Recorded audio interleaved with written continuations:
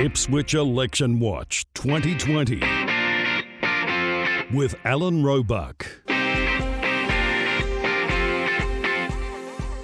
This podcast acknowledges the traditional custodians of the land on which it is produced and pays respects to elders past, present and emerging. Welcome to episode 3, on a week where the Queensland Times divisional forums drew good crowd numbers to all 4 divisions. My first guest today is President of the Ipswich Chamber of Commerce, Phil Bell, who told me the Chamber finds itself for the first time in its long history not enjoying partnership support from Ipswich City Council, and that the level of support had waned substantially during the last 18 months to 2 years. Then I chat with Victor Attwood, a former Deputy Mayor and Councillor from 2000 until he retired in 2016. Victor gives an insight into the role of a councillor and his take on the lineup of candidates and former councillors seeking re-election.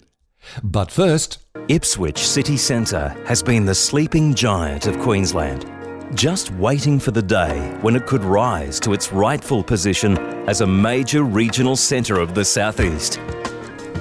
That day has come with the launch of the Ipswich Regional Centre Strategy, a strategy powered by an innovative... This was the introduction to a joint Queensland Government and Ipswich City Council video to announce the Ipswich Regional Centre Strategy more than a decade ago. In hindsight, the strategy was well-intentioned but overly ambitious. With so many moving parts, it's been almost impossible for the local council and state government to bring many of the goals to fruition. 17 projects are put forward in the strategy, including a fully integrated transit centre for bus and rail, the revitalisation of Ipswich City Square and Ellenborough Street sites, the establishment of government departments within key revitalisation areas, the development of a new North Ipswich precinct around the railway workshops and the museum, upgrading the Western Corridor road and rail connections, particularly between Brisbane and Ipswich, building a Riverlink bridge for cyclists and pedestrians. Since the launch of the strategy, 3 significant projects have been completed and a 4th has evolved into the new council administration building and new library,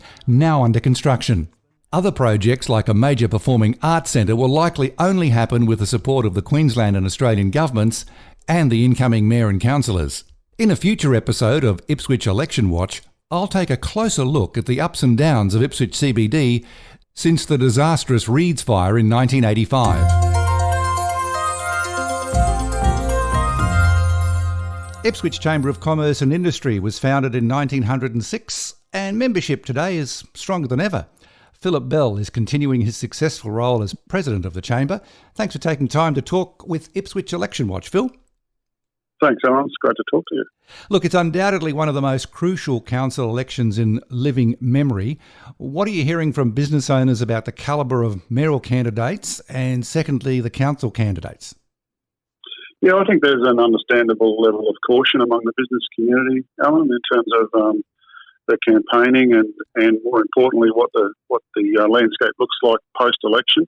One of the significant concerns and challenges, not only for business but for any incumbents, is to understand exactly the level of influence or level of authority that elected officials might have, in particular around some of the very positive things that I think need to both continue but also be initiated post the election.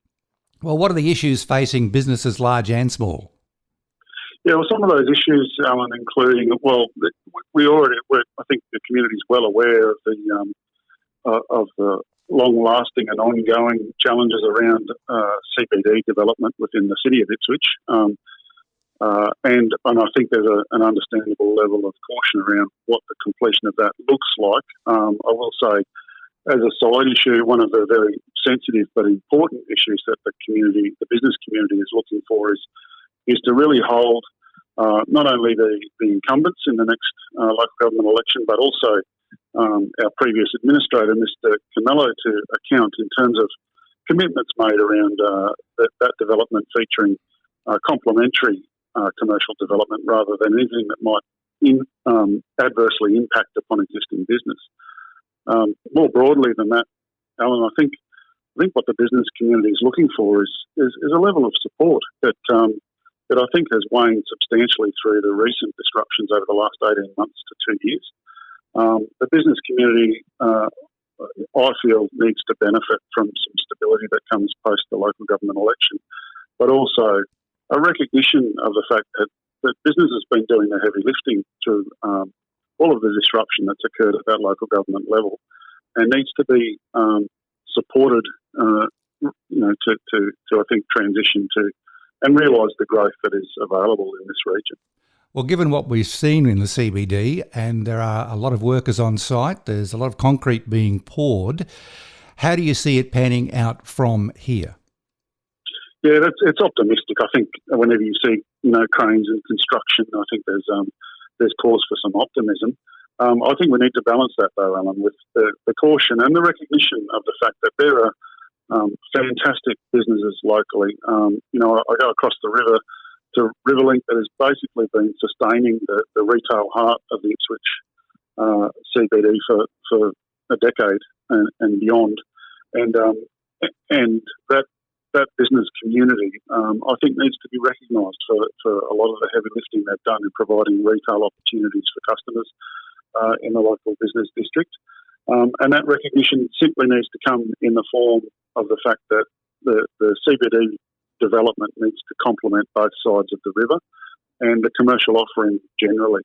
And beyond that, you go through the top of town, there's areas that have suffered substantially as a consequence of delays in construction, which have been compounded by local government disruption and scandal.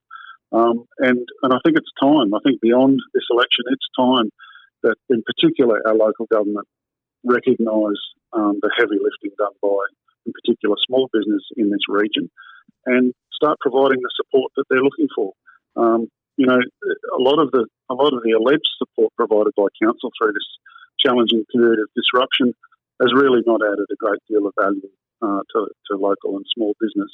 So, as a Chamber of Commerce, we'll be looking very closely at the programs offered and the support that is offered post-election to try to give business the support that they deserve.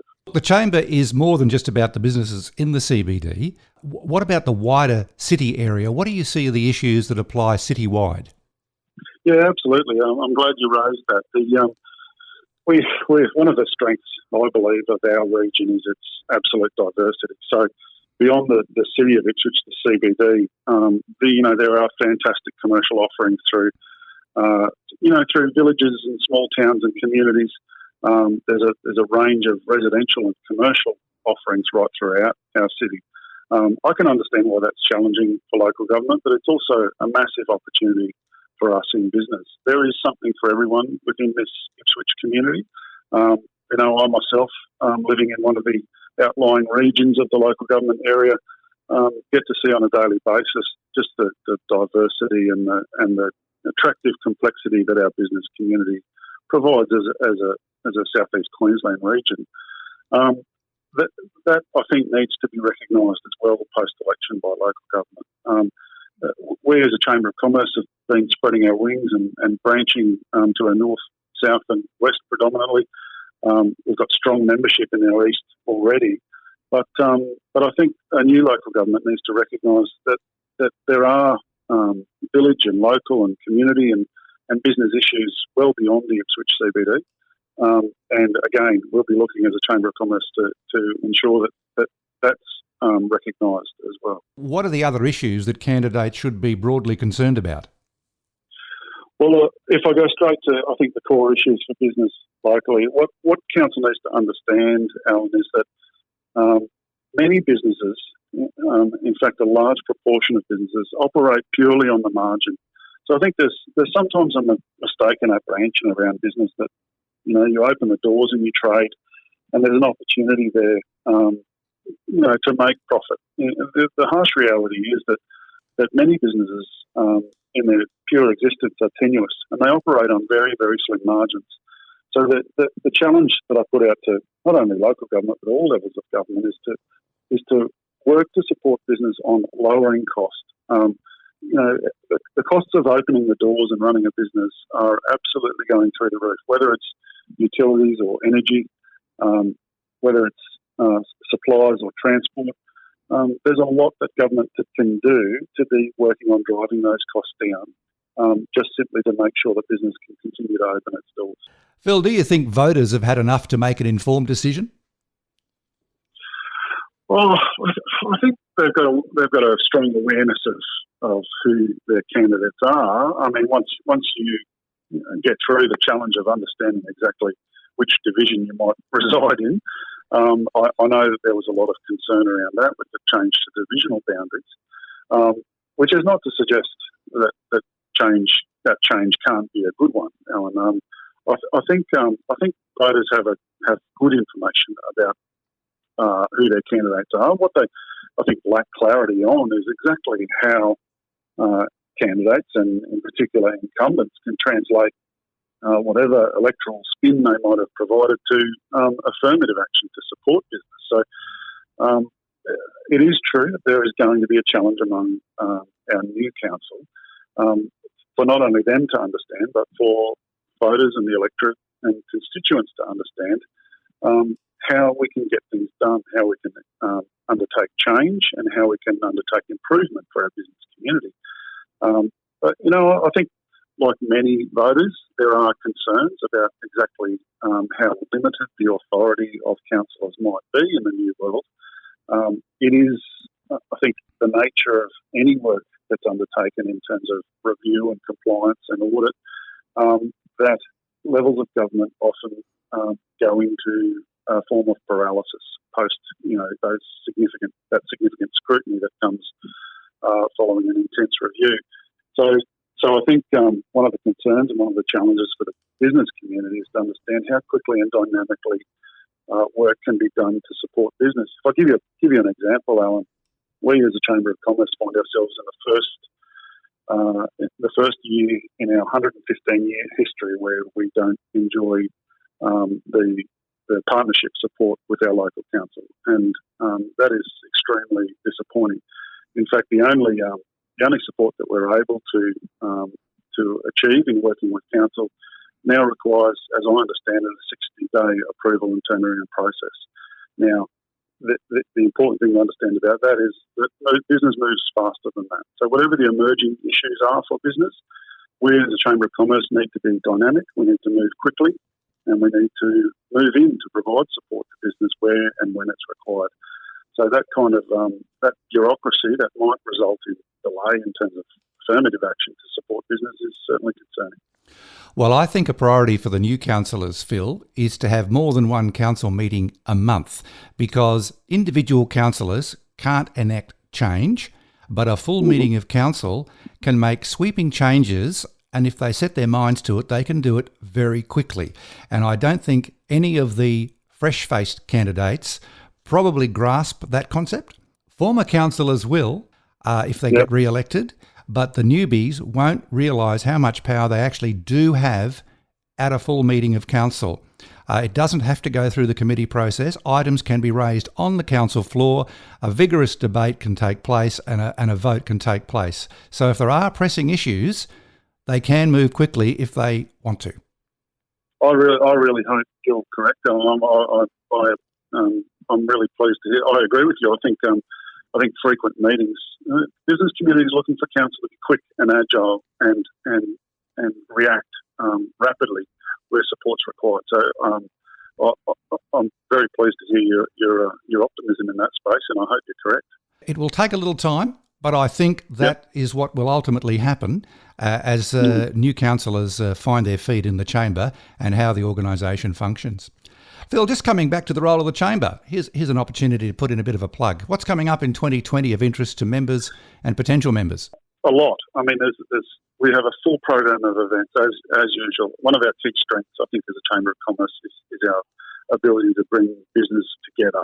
Networking comprises about 30% of our Chamber of Commerce activity, and a large number of our members, and we have now over 360 members, Alan, throughout our region, really take advantage of those networking opportunities. But beyond that, we have, in the last couple of years, rolled out really successful programs of support around our master classes to support business in some very key and specific areas. It might be things like stock management, it might be things like margin, or working capital, or debt financing. some of those really key issues that can provide, short, punchy bites of information from key industry experts and partners of the Chamber to help them improve their business. So that program will continue. As well as that, of course, Alan, we're well renowned for our annual business awards. And award nominations are currently open. They have been open for some time, leading to a fantastic annual event program, culminating in our Gala Business Awards event at the end of the year. So beyond that as well, there's fantastic service offerings for Chamber members, from 24-hour hotlines to support Chamber members through HR and IR decisions and practices, right through to wellness support facilities, a 24-hour, 7-day-a-week hotline for business owners and managers who might be, suffering or experiencing some stress or hardship as a consequence of, some of their circumstances in business. So the Chamber's really proud of the fact that we've got a broad offering for members. We try very hard to keep our costs low through a fantastic board of volunteers and local business people who support the Chamber. And we also have some key partners, large corporates, who understand that their very existence relies upon the existence of strong local business and small business within the region. So it's going to be a busy 2020, Alan. We're excited about it. We're really looking forward to continuing to roll out these fantastic events. And the next one you might be aware of is our International Women's Day presentation next Friday, the 13th, a morning tea. So those networking and presentation opportunities will continue right throughout the year.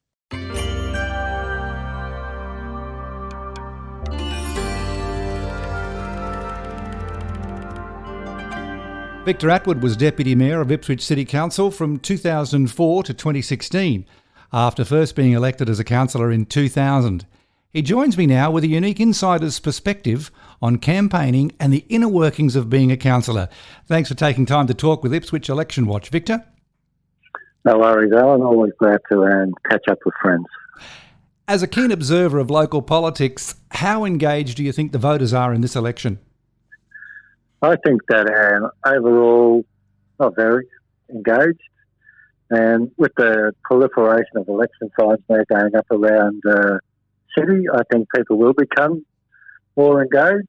But at this particular point in time, I don't think they're very engaged at all. And what are you hearing from residents, particularly in the eastern suburbs, about mayoral candidates and council candidates more generally? I think people are a bit bemused by some of the mayoral candidates, the previous mayoral candidates who now dropped out of the race. They don't understand some of what they were promoting. I think there's a great field of candidates out there this time for people to make a choice about who they want to form the next council, where in the past the competition for councillor positions has been quite limited, with a lot of councillors, particularly between 2008 and 2016, being elected unopposed.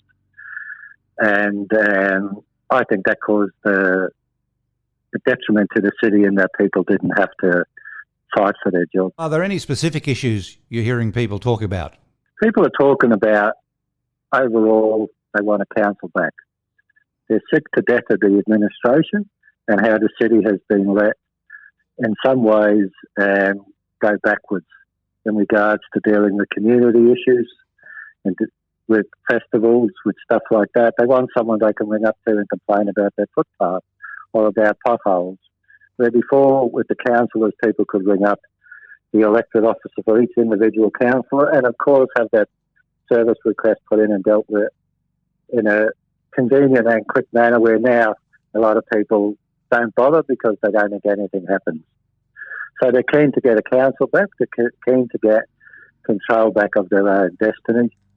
I think there's a lot of people who are very concerned about the fact that some of the previous councillors are running for elected positions, particularly the more long-term ones, rather than David Martin, who was only in there for a few months before he got sacked.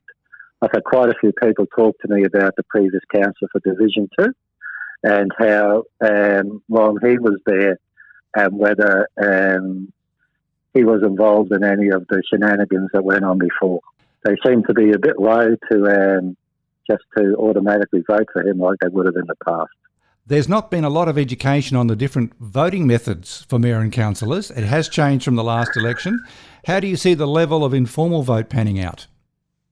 I think it's going to be quite high. And I think particularly in the eastern suburbs it's going to be horrendous because we've also got the Bundamba by-election on the same day. I think the differences between the mayoral candidate where it will be optional preferential voting and the divisional candidates where we first passed the post, there's a lot of confusion out there about how many squares people have to tick. In the ballot for a councillor, people are saying to me they only want to tick one box because they only want to vote for one person. They don't want to vote for two people. Other people are telling me they want to vote for more than two people, and is their vote formal? Well, I can't answer that because personally I don't know whether if you vote for more than two people it's informal. I know if you only vote for one person it's informal. Well, this is where the ECQ has to get on top of the game and launch a massive education campaign, and quickly. Definitely, and a lot of people don't even know what divisions they're in.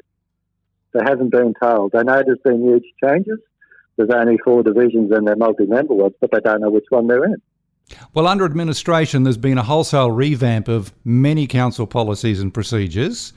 Are there any that you see as becoming unworkable? And in particular, I'm referring to the interaction between councillors and staff and the new media policy.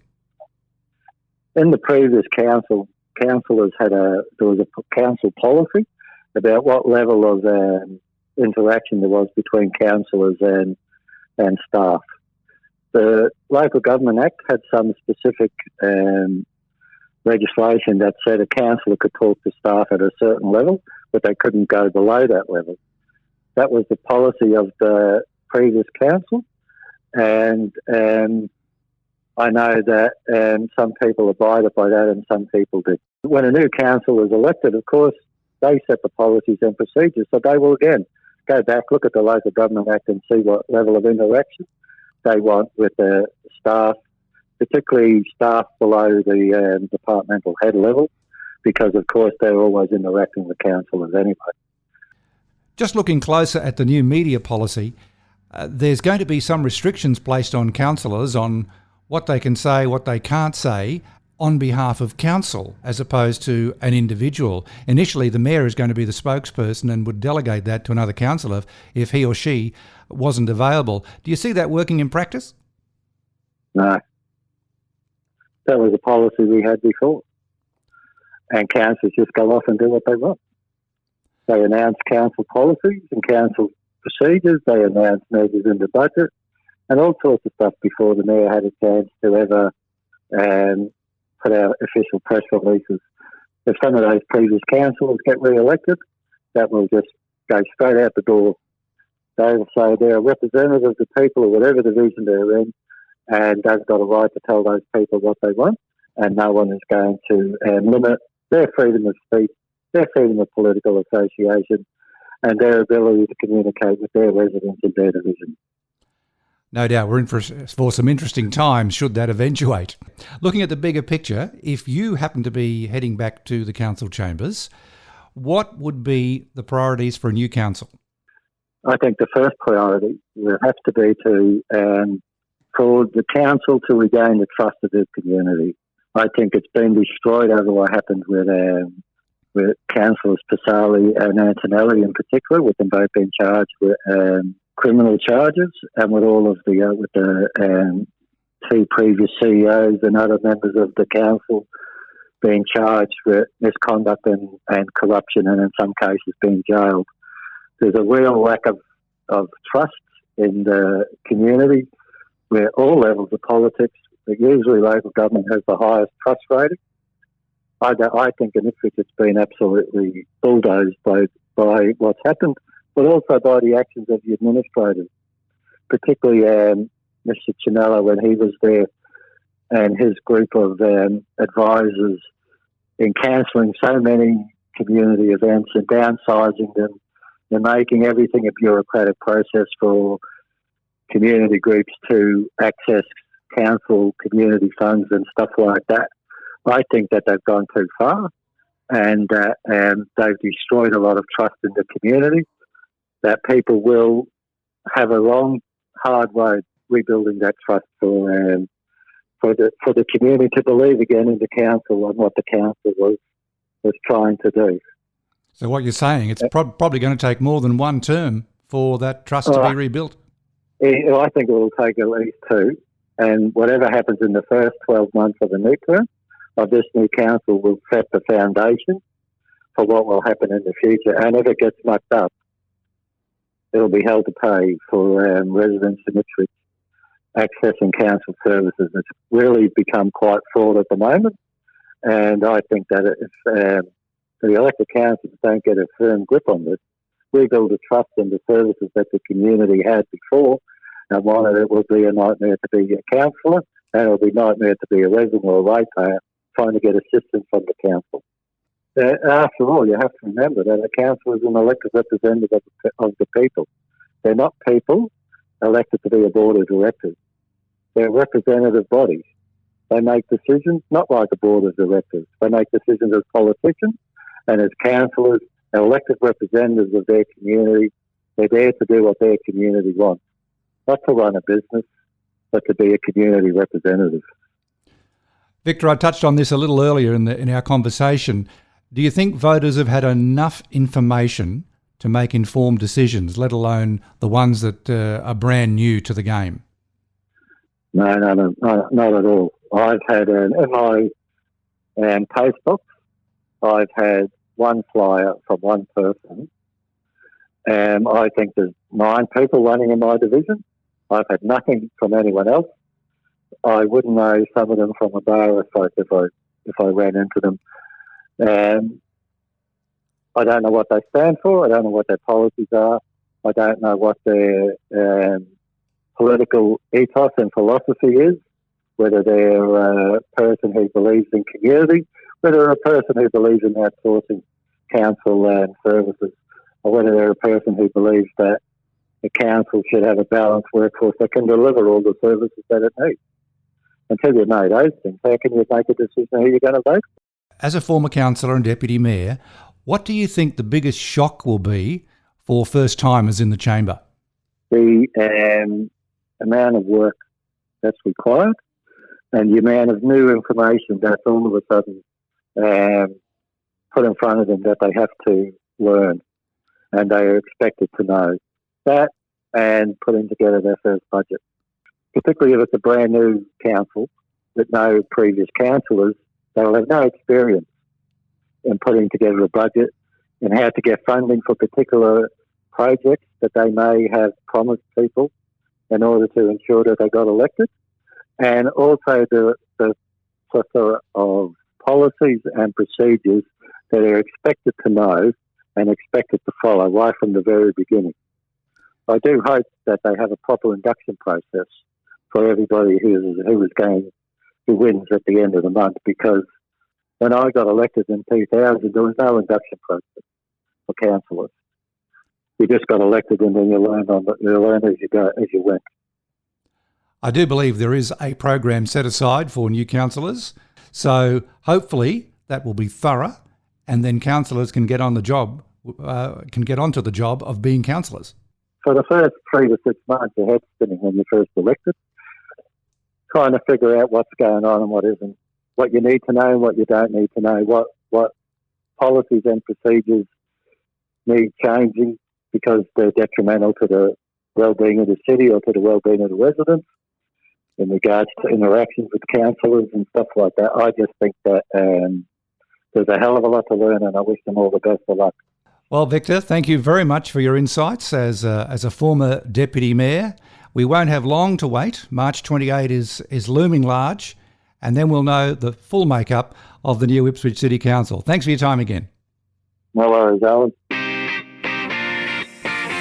Ipswich Election Watch. In the next episode, guests will include the President of the Greater Springfield Chamber of Commerce. Music on this podcast is courtesy of Purple Planet Music. You can follow me on Twitter and LinkedIn. This is Alan Roebuck. Thanks for listening.